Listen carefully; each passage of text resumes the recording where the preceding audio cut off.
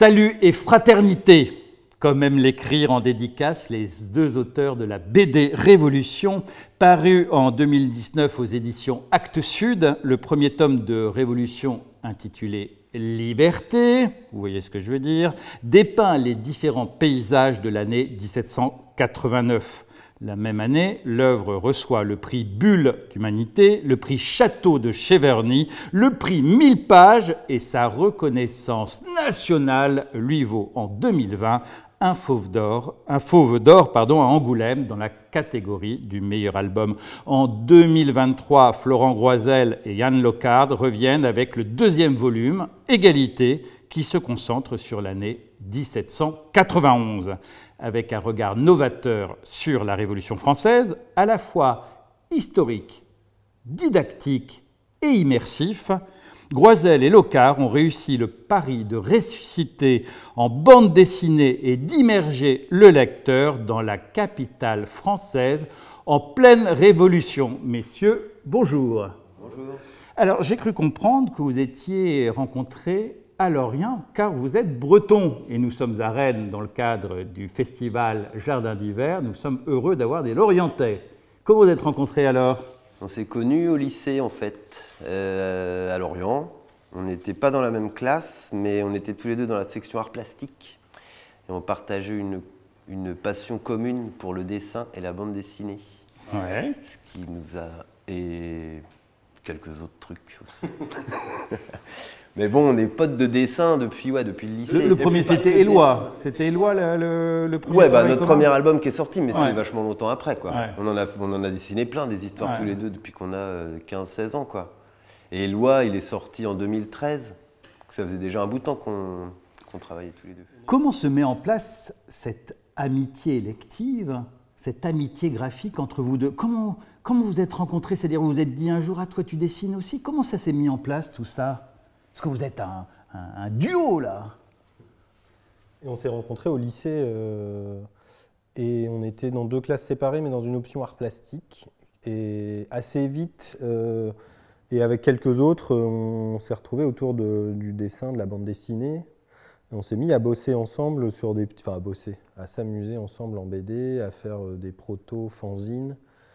Et cette amitié mélangée de dessin assez vite a pris une autre forme, c'est-à-dire qu'on est parti faire nos études à Bruxelles ensemble dans une école de BD qui s'appelle Saint-Luc.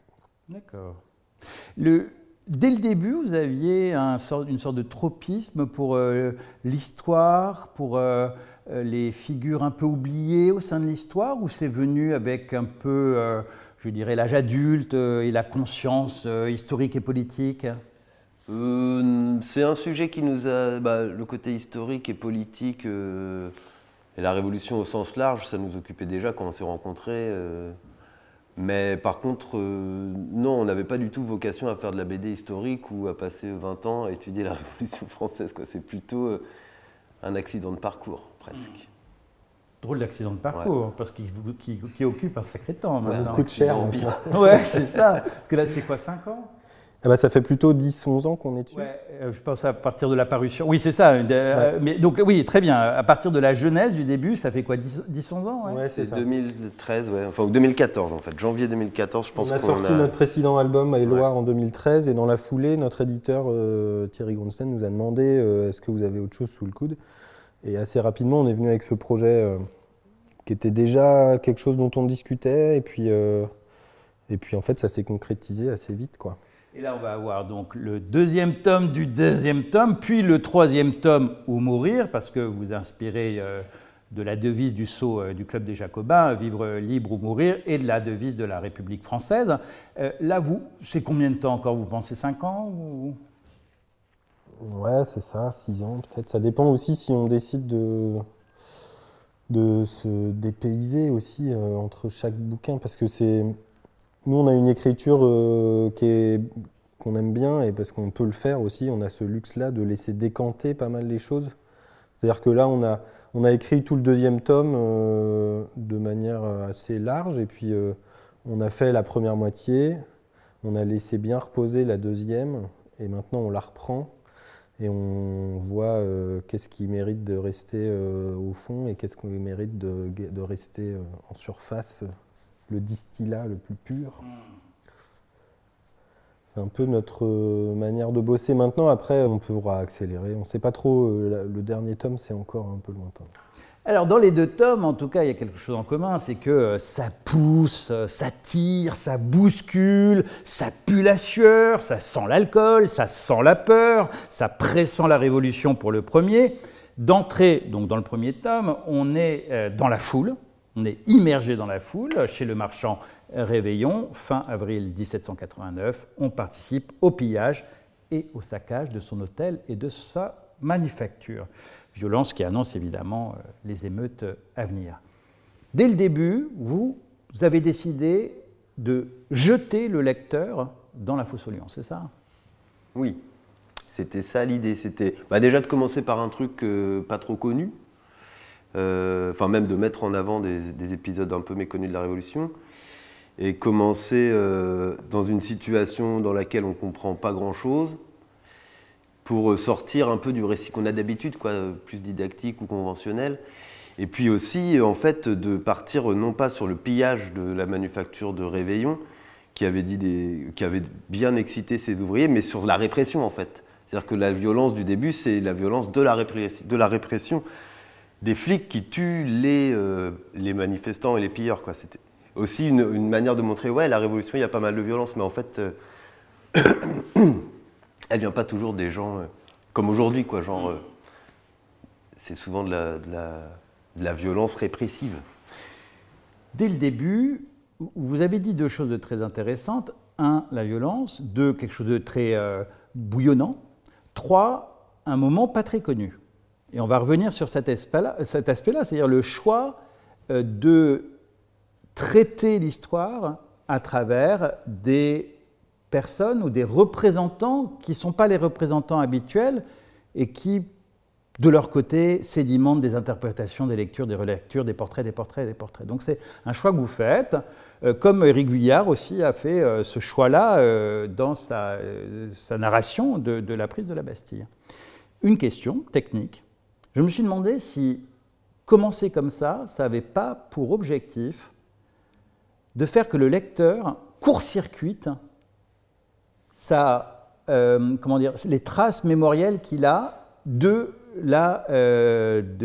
son rapport à la Révolution, c'est-à-dire, comme dans un film, vous lui présentez un truc qu'il connaît, mais d'une manière complètement différente, pour qu'il lâche prise avec la mémoire habituelle et standard des choses. Certainement, surtout que sur la Révolution, il y a tellement effectivement de récits sur des récits, et qu'en fait ils viennent à peu près toujours du même parti. C'est de ceux qui ont eu pas mal à perdre pendant la Révolution, c'est-à-dire des gens qui avaient quand même pas mal de pouvoir et qui après s'en sont plaints pendant 2 siècles, de cette perte de leurs privilèges, de leurs hôtels particuliers, de leur liberté pendant quelques années. Donc ce récit-là, il est déjà vachement complexe à déconstruire. On va un peu nous gratter derrière ces différents vernis pour essayer justement de retrouver donc, les événements dont on ne parle pas beaucoup, la manufacture Réveillon, mais il y en a pas mal d'autres. C'est vrai que là, en 2 tomes, on fait aussi une histoire comme ça de la répression violente, parce qu'il y a la fusillade du Champ de Mars dans le 2e tome qui fonctionne un peu comme ça. Il y a cette volonté, c'est vrai, de déconnecter avec l'histoire un peu manuel scolaire. C'est sûr. Et de faire oublier aux gens que le matin du 14 juillet, ils sont le matin du 14 juillet. En fait, il n'y a pas de date, il n'y a pas d'indication de date, donc les gens sont... ça rend la lecture peut-être assez ardue, mais il n'y a pas d'indice de où on est, quand on est, et on est comme un personnage de l'époque perdu au milieu de gens qui ont leur petite vie, leurs intérêts, et puis qui vont se retrouver dans un truc plus grand, mais sans trop savoir du tout ce que ça va donner. Oui, c'est très vrai. On a l'impression d'être perdu dans une confusion où chacun va essayer de tirer excusez-moi l'expression, tirer son épingle du jeu en fonction de sa condition sociale, de ses aspirations, mais que finalement, il y a très peu de personnes à être très claires dans les bottes. Ils sont tous pas ambigus, mais en tout cas, on sent que ils comprennent pas. Personne ne comprend vraiment ce qui se passe, en fait. Bah oui, c'est un peu ça quand même l'idée. En fait, c'est même c'est un drôle de délire de raconter la Révolution comme on le fait d'habitude, comme si c'était un truc logique. En fait, pour réussir à présenter ça de manière logique, il faut être tordu, en fait, parce que c'est complètement le désordre, quoi. Je sais pas, si on imagine là, par exemple, depuis le renversement de Bachar el-Assad en Syrie, voilà un processus, qui comprend ce qui se passe, quoi. Et en même temps, il y a un truc là-dedans qu'on essaye de capter, qui passe pas que par le didactique, qui passe par les personnages, parce que c'est aussi ça, en fait, nous, notre métier, c'est vraiment de la mise en scène. Vous l'avez très bien dit, la description de la scène d'ouverture, c'est vraiment ça. Et c'est un truc de cinéma, quoi. En fait, avec la BD, avec les émotions et tout, on peut faire passer des trucs qui sont plus sensibles et qui sont plus... Voilà, on ne cherche pas forcément à expliquer ni à tout comprendre, mais on cherche à faire un peu vivre l'événement, quoi. Et puis, vraiment court-circuiter aussi le discours que les révolutionnaires, ceux qu'on présente comme des révolutionnaires, souvent sont des gens qui ont exercé le pouvoir à différentes époques pendant la Révolution, mais c'était clairement pas ceux qui étaient dans les rues à faire les émeutes. Et ces gens-là, en fait, ont livré un sens aux événements qu'il faut tout de suite trouver suspect, quoi. C'est parce qu'ils ont pris le pouvoir à un moment qu'ils sont en train de dire voilà ce qui vient de se passer, regardez la raison, la logique de cet événement, elle est celle-ci, et ça tombe bien, c'est nous qui sommes là maintenant pour vous la présenter et pour être les garants de cet ordre nouveau et tout. Nous, on veut absolument se défier de ces discours qui apparaissent 1 heure après l'événement lui-même, quoi, à chaque fois. Un discours, du reste, un peu masculiniste.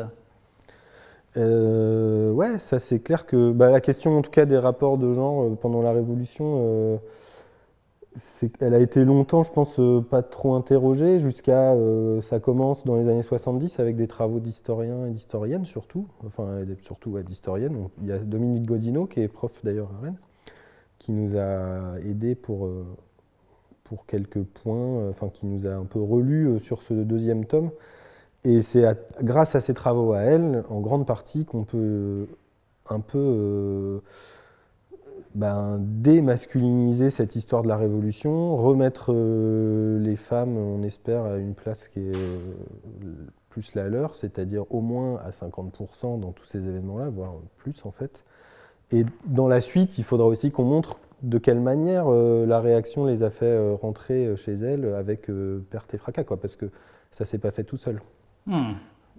Et j'ouvre une parenthèse, mais il y a un très beau texte qui date de cette période-là, 92-93, écrit par Condorcet, influencé par sa femme Sophie de Condorcet, et qui en appelait à la reconnaissance de la totale possibilité des femmes d'exercer les pouvoirs.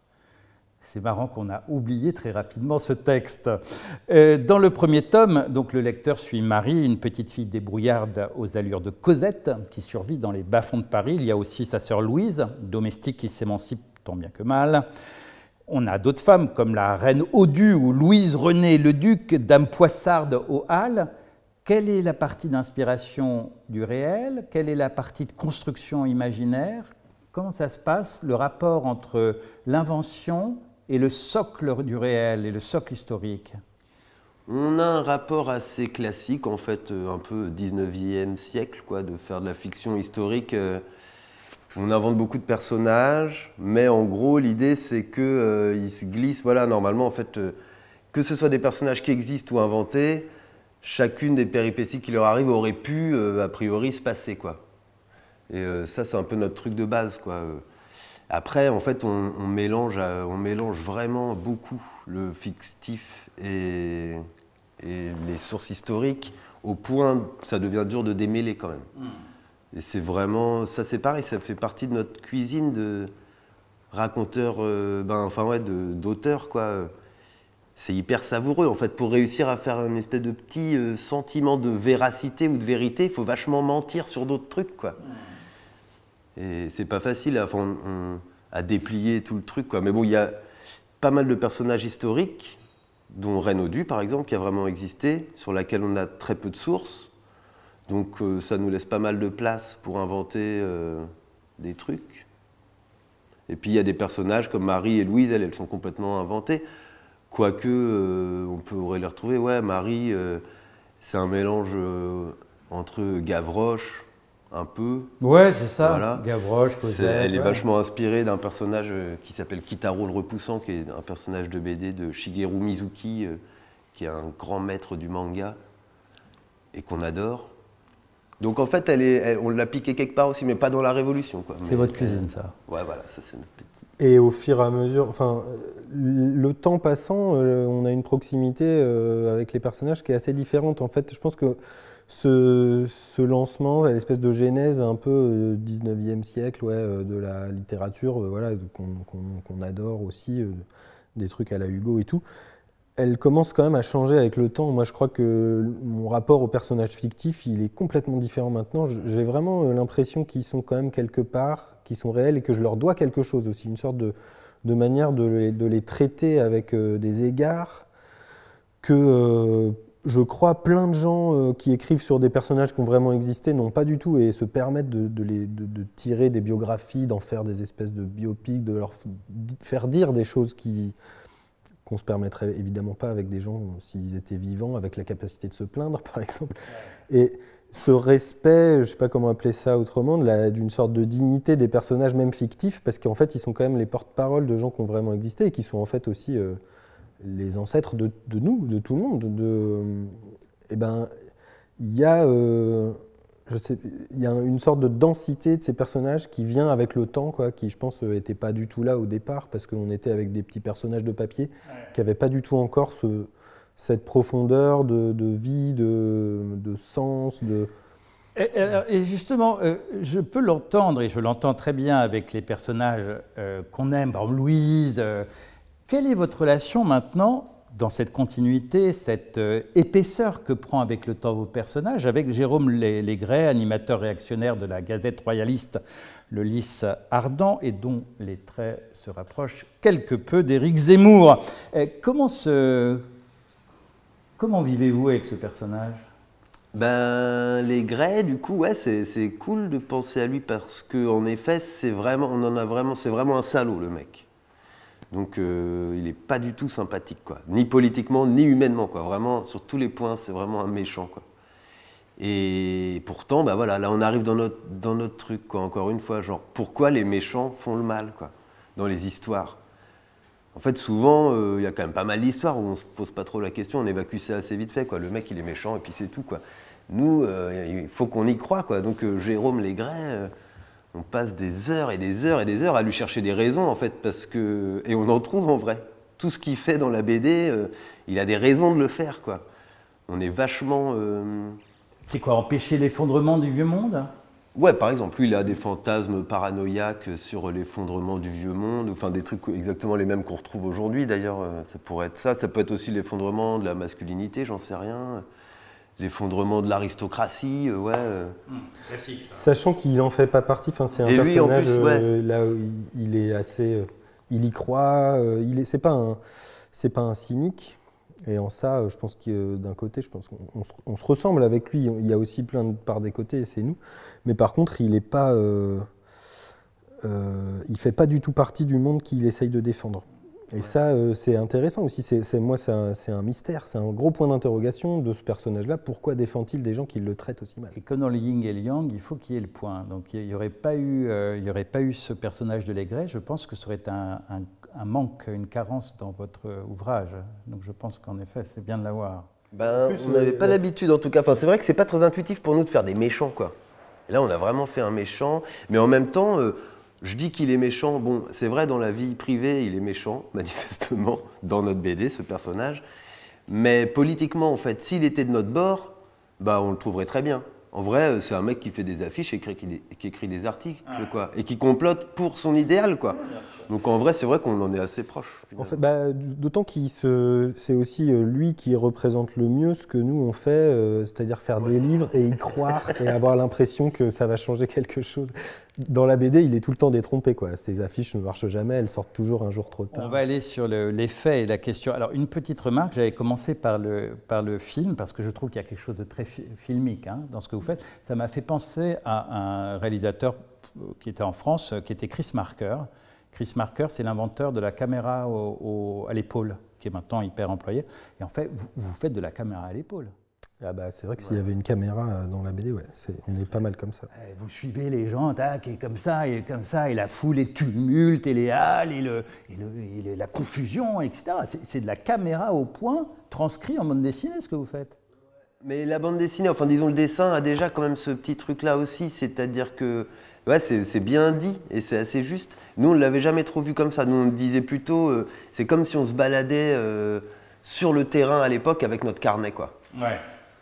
C'était comme ça qu'on le voyait. En fait, il y a aussi le dessin, tu peux faire du dessin caméra à l'épaule, quoi. Il y en a pas mal de gens qui font ça. Ouais, de documentaires dessinés, je sais pas, je pense à des dessinateurs comme Luz, par exemple, qui faisaient des dessins en manif. Il y a un peu un côté comme ça, des trucs très lâchés. Et quand on a commencé à penser au projet, on voulait que le résultat soit d'ailleurs beaucoup plus proche d'un carnet de voyage, d'une sorte de carnet de révolution, quoi. Finalement, cet aspect-là a un peu été... Voilà, la BD a mangé cette partie-là, mais c'est pas plus mal. Oui, parce qu'il faut aussi les personnages, les boulangers, les lavandières, tout ce qui donne une identité, une micro-identité, mais qui participe à cette construction et ce mouvement final. Ça crie, ça rit, ça pleure, ça vit, quoi. Et d'ailleurs, dans sa postface, Dominique Godino dit que tout sonne juste. Donc, est-ce que vous avez le sentiment de contribuer, de réellement contribuer à la recherche académique, scientifique, par un autre biais, c'est-à-dire que vous donnez à voir, à ressentir quelque chose de nouveau sur l'histoire de la manière de narrer l'épisode révolutionnaire tellement fondamental pour nous dans la République française? C'est ce que nous disent les historiens et les historiennes, mais ils sont gentils. En tout cas, c'est pas vraiment notre but, je sais pas comment dire. Rien, ouais, mais... ouais. Non, mais c'est vrai qu'en même temps, l'histoire, ouais, c'est que si on veut raconter l'histoire des gens qui ont vécu et tout, c'est important en fait.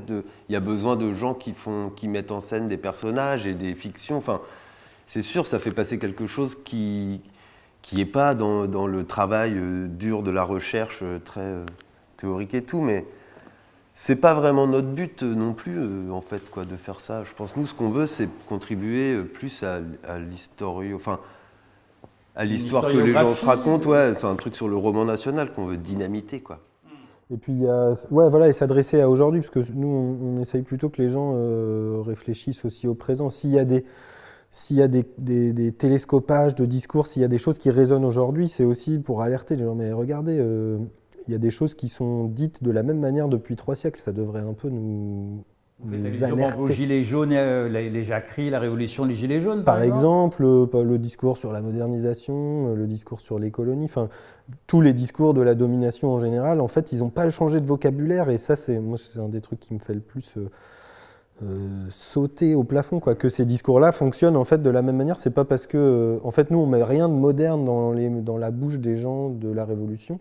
C'est que les gens, et particulièrement là en 2024-2025, ont l'air de reprendre à leur compte des discours qui sont moisis, qui ont 3 siècles, et puis ça a l'air de fonctionner, quoi, sur la place des individus, sur un truc tellement qui va à l'encontre de l'émancipation dans laquelle nous, on pensait avoir été élevés. Je crois. Une dernière question.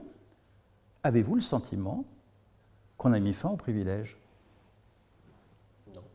Pas du tout. Non, c'est vrai, ça c'est... c'est un peu ça, ouais. Je pense qu'il y a dans l'idée, en tout cas, de faire cette BD, voilà, nous on a grandi, partout il y a marqué liberté, égalité, fraternité. Le programme n'est pas vraiment manifestement fini, quoi. C'est un peu la morale de votre histoire, là. Donc nous, ce qu'on se dit, c'est c'est mettre ça en avant, en fait, dire, nous on a vraiment envie de le faire, en fait, ce truc de liberté, d'égalité et de fraternité. On trouve que, en tout cas, liberté, égalité, c'est cool. Et puis on essaye aussi de parler de ça, mais il y a cette idée d'avoir un point de vue situé. Nous, on est clairement des privilégiés, quoi. On est 2 gars français, blancs. On peut pas parler d'une...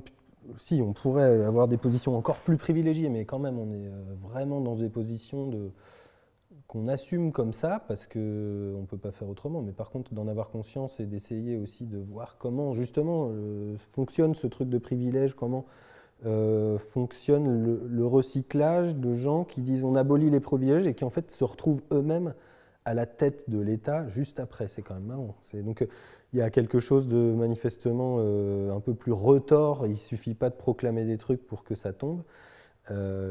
Et oui, en fait, faire ce livre, c'est une manière aussi pour nous de voyager dans cette réflexion-là. Comment faire pour que enfin les privilèges tombent, parce qu'on le souhaite réellement, et on constate que c'est pas si facile, il ne suffit pas de le proclamer, et qu'on a toujours tous des petites résistances, et je parle là de gens qui ont des privilèges, et que voilà. Après, du coup, ça interroge aussi plein de questions de est-ce qu'il ne faut pas que les gens qui sont en situation d'être dominés vraiment, dans la Révolution, prennent les armes, comme ça a été le cas. Oui, car c'est aussi une analyse des rapports de domination. Bah ouais.